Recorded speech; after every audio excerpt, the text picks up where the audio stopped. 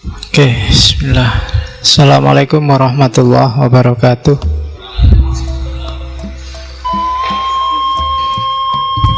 Bismillahirrahmanirrahim. Alhamdulillahirabbil alamin. Wa bihi nasta'inu ala umurid dunya waddin.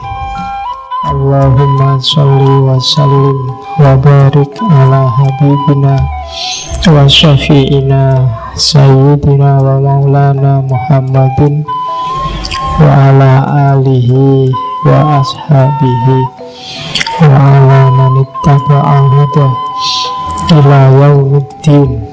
Amma ba'du.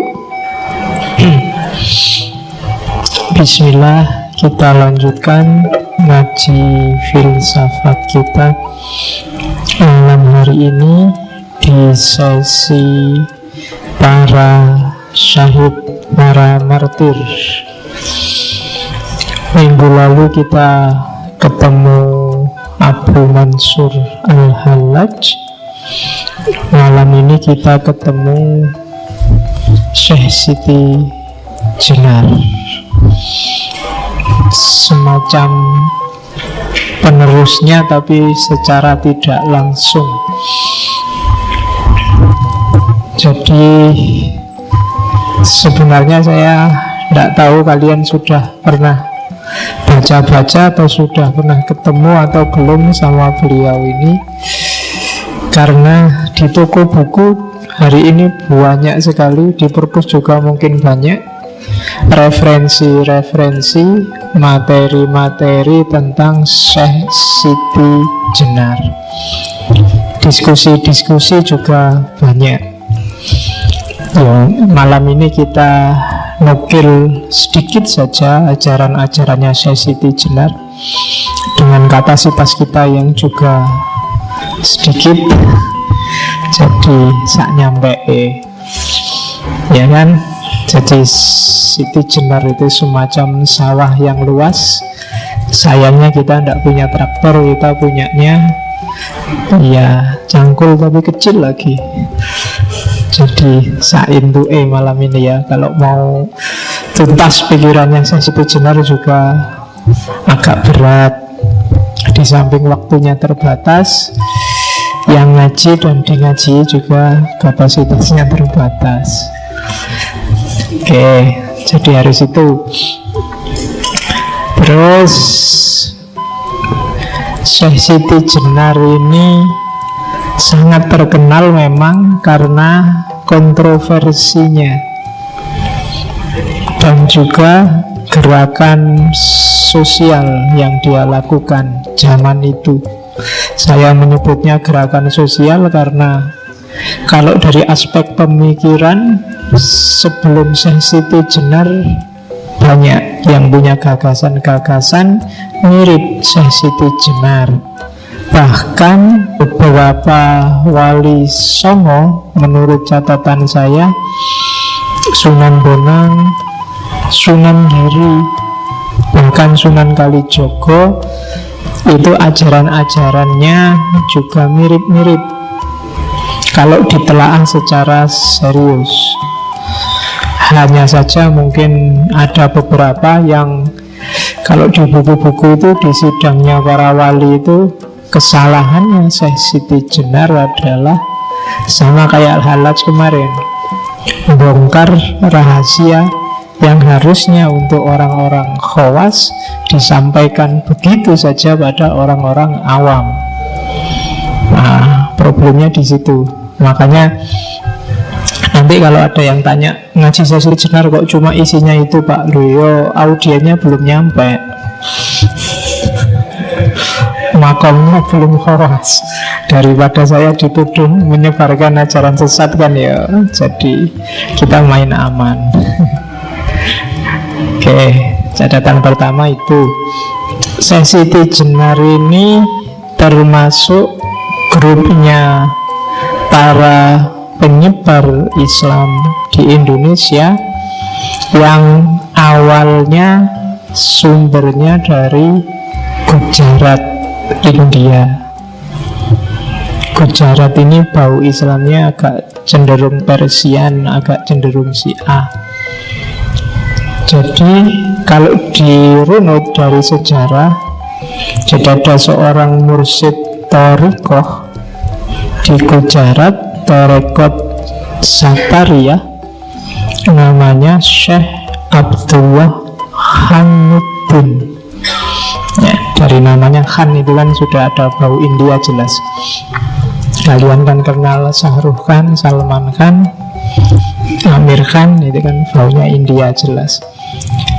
Syekh Abdullah Khanuddin ini nanti punya anak dua, Syekh Ahmad Jalal Shah sama Syekh Abdul Qadir. Syekh Ahmad Jalal Shah ini nanti punya anak Syekh Jamaluddin Jalal Shah. Dan Syekh Jamaluddin ini nanti dai pengembara juga sampai ke Indonesia. Di Indonesia nanti dikenal dengan nama Syekh Jumadil Kubro. Yang Syekh Abdul Qadir nanti dari cabangnya satunya inilah nanti ada lahir Syekh Siti Jenar, namanya San Ali. Jadi San Ali ini putranya Syekh Datuk Ahmad, Syekh Datuk Soleh. Syekh Datuk Soleh punya saudara namanya Syekh Datuk Ahmad. Dari Syekh Datuk Soleh ini nanti lahir San Ali, ada yang ngomong Hasan bin Ali, yang nanti dikenal Syekh Siti Jenar. Sementara yang dari kubu satunya Syekh Jamaluddin Syekh yang dikenal Syekh Jumadil Kubro punya anak namanya yang Syekh Samarqandi, Ibrahim Samarqandi. Ibrahim Samarqandi nanti nikah, punya istri dua. Yang istrinya putri dari Pasai namanya Maulana Ishaq, yang nanti menurunkan Sunan Giri. Kalau yang istrinya dari Jampa nanti punya anak dua, Syekh Ali Murtado sama Syekh Ali Rahmat. Syekh Ali Rahmat nanti dikenal sebagai Sunan Ampel dari Syekh. Sementara yang dari Syekh Ali Murtado nanti punya putra Sunan Haji yang dikenal sebagai Sunan Nundung. Dan dari situ nanti lahir Ja'far Shadiq, Sunan Kudus. Dan dari sayapnya Syekh Ali Rahmat tadi nanti lahir putranya Sunan Bonang, Sunan Derajat, dan menantunya Sunan Muria yang putranya Sunan Kalijogo. Oke, itu wali-wali. Kalian mesti sudah diajari, tapi lupa. Ya nanti ada kubu satunya lagi, yang kubu pedalaman, keturunannya Raja Majapahit terakhir, Brawijaya Pamungkas, Kertabumi, yang nanti dari situ lahir Sunan Kalijogo. Terah Islam pedalaman, yang tadi Islam pesisir. Oke, bismillah, kita lihat. Jadi ada banyak sekali mitos-mitos tentang Syekh Siti Jenar. Mulai dia berasal dari cacing. Kan ada itu cerita bahwa ada seorang tukang sihir yang kepingin nyuri ilmunya Sunan Giri. Ada yang bilang suatu ketika Sunan Bonang ini ingin menurunkan ilmu rahasia pada Sunan Kalijogo. Terus dia ke tengah danau, naik perahu. Nah, ajarannya nggak boleh didengar siapapun. Kebetulan yang dengar itu cacing. Nah, cacing ini nanti berubah jadi Syekh Siti Jenar. Kan ada yang kayak gitu. Jadi ada banyak cerita-cerita aneh, tapi ada sebabnya. Kenapa cerita-cerita mitos semacam itu muncul? Nanti kita lihat ya, dikit-dikit. Hampir semua tokoh martir kita, mulai Sokrates, minggu lalu Al-Hallaj, itu sebenarnya tereksekusi karena politik, tidak terutama karena ajarannya. Kita lihat. Kalau ini rentetan namanya, yang paling terkenal ya Syekh Siti Jenar, cuma dia kecilnya disebut San Ali, atau ada yang menyebut nama aslinya Hasan Ali Ansor. Ada juga nama Syekh Abdul Jalil. Ini diperoleh ketika ikut dakwah di Malaka. Terus ada juga nama Syekh Jaboranta. Itu ketika dakwah di Palembang, Sumatera.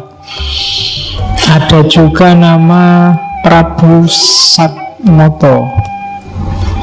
Jadi Prabu Satmoto itu raja yang kelihatan oleh mata, raja yang kasat mata. Itu diperkenalkan oleh murid-muridnya. Nanti ada banyak muridnya yang menyebarkan ajarannya. Daerah Jawa Baratan lebih gampang menyebutnya Syekh Lemah Abang atau Lemah Bang. Juga nama Syekh Siti Jenar. Jadi itu karena filosofi yang dikembangkan adalah nasud dan lahutnya gaya Al-Hallaj, yang itu bahwa jasad itu tidak ada nilainya, jasad itu hanya sekedar tanah. Manusia itu berharga bukan karena jasadnya, bukan karena kulit, daging, dan fisikmu, tapi karena rohmu, yang itu pancarannya Tuhan di muka bumi.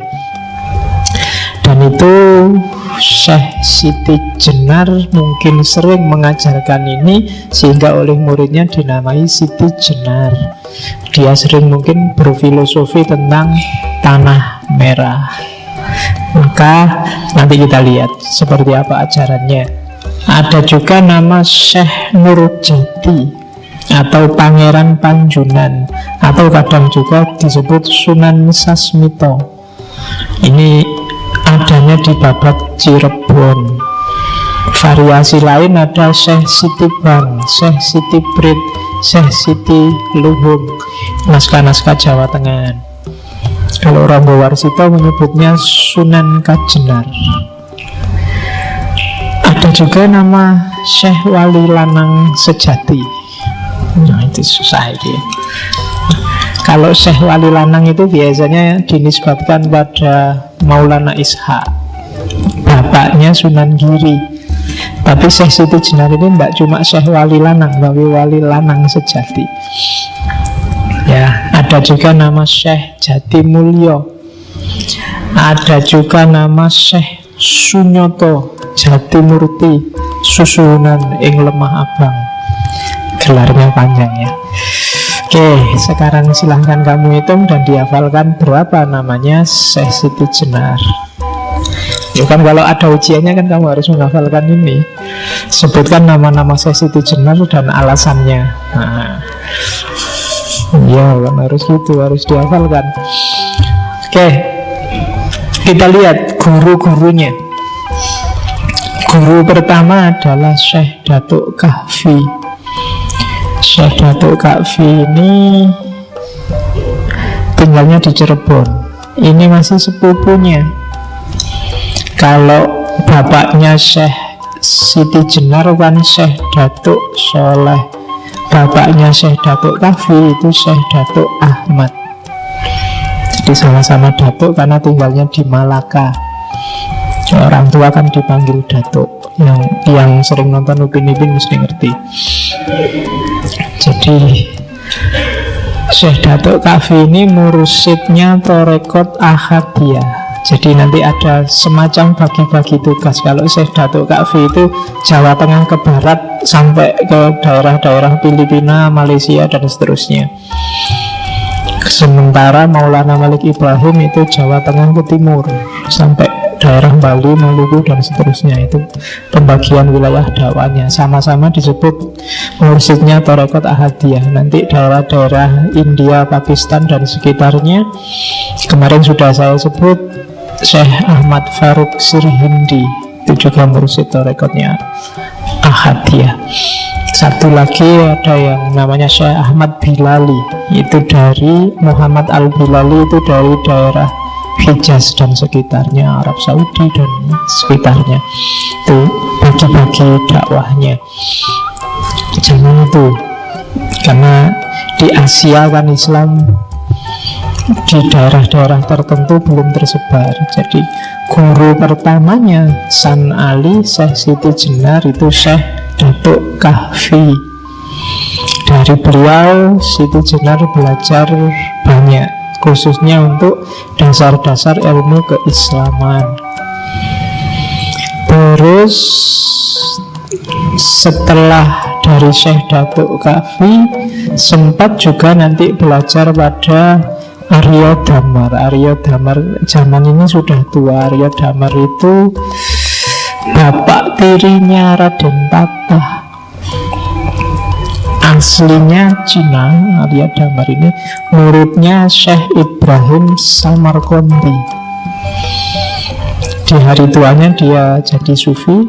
Ada yang beberapa penelitian menyebut Arya Damar itu nanti yang menguasai kerajaan di sana, Palembang.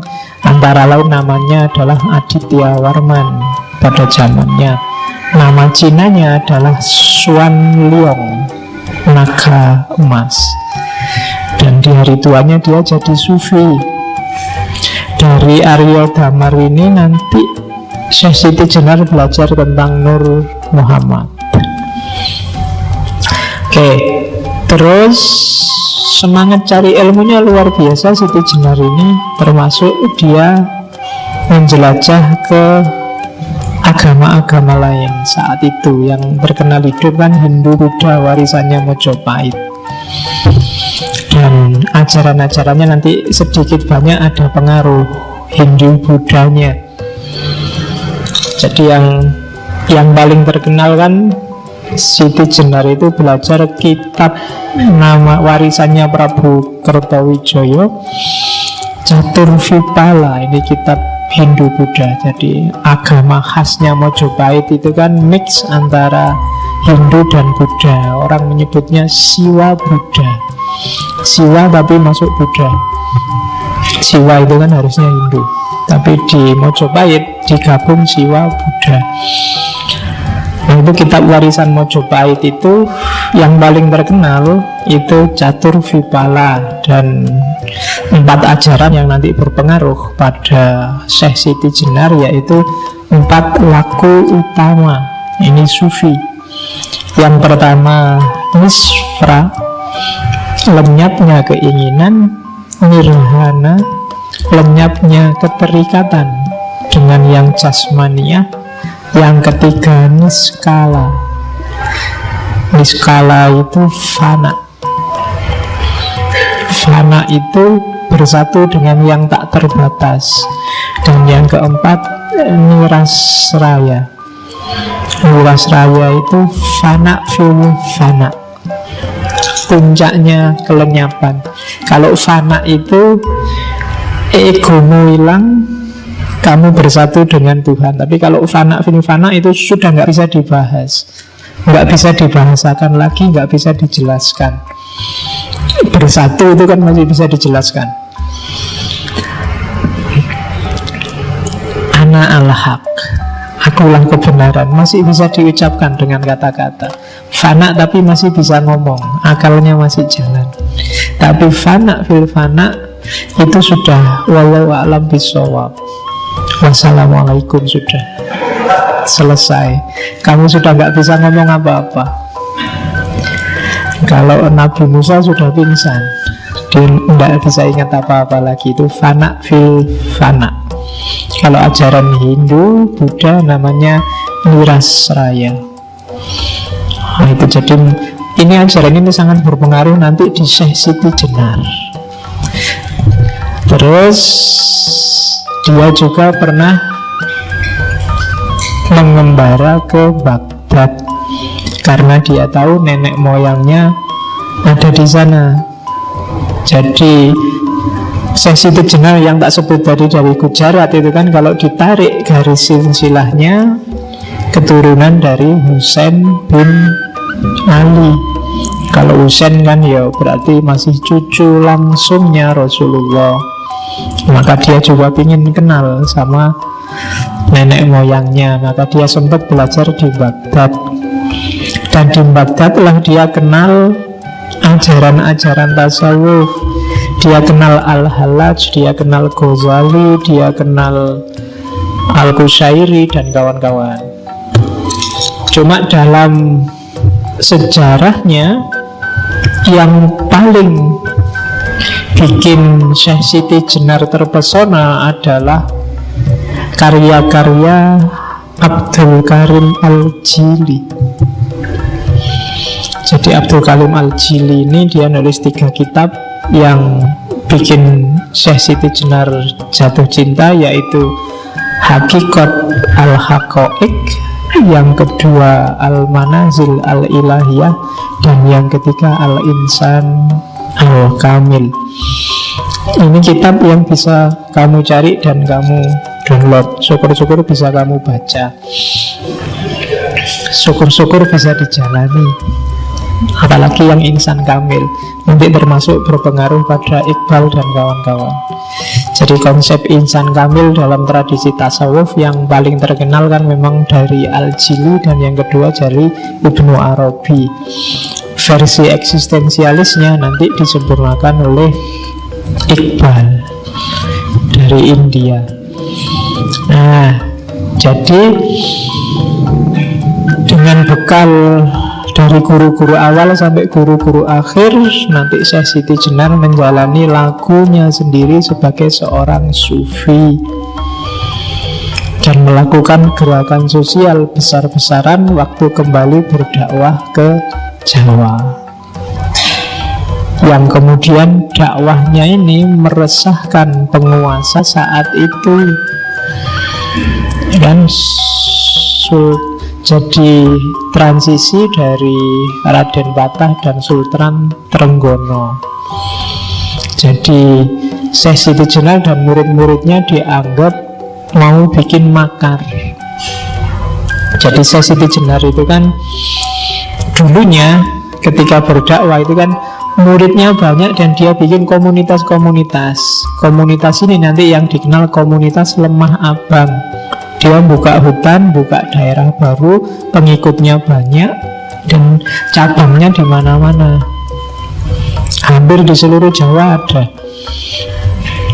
Itu di catatan saya, daerah yang namanya Lemah Abang itu di Tangerang ada, Tangerang Banten, Bekasi ada, Karawang, Indramayu, Cirebon, Brebes, Pekalongan. Kemudian daerah Jawa Tengah sampai timur ada Wonogiri, Magetan, Pasuruan, Banyuwangi. Di Manggalan, Madura ada Tanah Merah. Itu yang babat alas itu Syekh Siti Jenar dan kawan-kawan. Itu mengkhawatirkan bagi Sultan Trenggono zaman itu, sehingga dipanggil bolak-balik ke istana, tidak mau. Dan itu nanti jadi cikal bakal yang diidentifikasi oleh Clifford Gate sebagai masyarakat abangan. Jadi sumber lahirnya yang disebut Islam kejawen. Oke, sangkan parannya di situ. Dan ini khawatir luar biasa si Sultan Trenggono ini. Apalagi ajarannya agak nekat, beda sama para wali yang santun, yang kayak kiai beneran zaman sekarang itu. Kalau Syekh Siti Jenar rada uraan gayanya. Jadi dia pemikir bebas yang sejati. Jadi kendel, kalau ngomong juga kendel, kalau nafsir juga kendel, kalau dakwah juga berani. Itu yang bikin Sultan gerah dan memanfaatkan majelis wali untuk menyidangkan, dan bahkan nanti ceritanya sampai mengeksekusi. Meskipun ada banyak sekali versi. versi apapun, tapi alur utamanya kelihatan bahwa Syekh Siti Jenar pada zamannya dianggap makar pada negara, khususnya negara Islam saat itu, atau yang anggap dirinya sebagai negara Islam dengan gayanya masing-masing. Oke, jadi itu settingnya seorang Siti Jenar. Saya tidak tahu kalian memahaminya seperti apa selama ini. Biasanya yang tidak dalam membacanya, yes, intinya Siti Jenar itu Suroto pemberontak, ajarannya sesat, terus dieksekusi oleh para wali yang ajarannya lurus, kan itu. Atau paling tidak mungkin di pemahamanmu selama ini kita tidak nyampe Siti Jenar itu salah, wong ajarannya orang khusus kok diajarkan pada orang awam. Ya, walau alam bisawab, tapi alurnya sebenarnya sudah kelihatan. Ada politik yang bermain di situ, sama kayak kasusnya Al-Hallaj atau Sokrates 2 minggu kemarin, termasuk minggu depan. Minggu depan rencananya kita ngomong martir juga, cuma biar nggak Islam terus yang dieksekusi, minggu depan kita cari martir dari agama lain. Kita ketemu martir yang perempuan. Selama ini kan laki-laki, ada loh martir perempuan. Bahkan eksekusinya jauh lebih tragis, karena dikeroyok orang sak kota. Namanya dari tradisi Kristen Romawi kuno, namanya Hipatia, filosof perempuan awal. Kita ketemu minggu depan. Oke, hari ini masih lemah abang dulu. Oke ya, dan coba ceklah, jangan-jangan Jakarta itu ada satu tempat namanya Tanah Abang. Ya, lo iya, itu ada kemungkinan juga nyambung sanadnya sampai ke Syekh Siti Jenar. Carilah bekas murid-muridnya di sana. Sobat ngerti ada, sekarang banyak Cinanya di sana. Jangan-jangan keturunannya Arya Damar tadi. Oke, jadi itu setting sosial seorang Siti Jenar.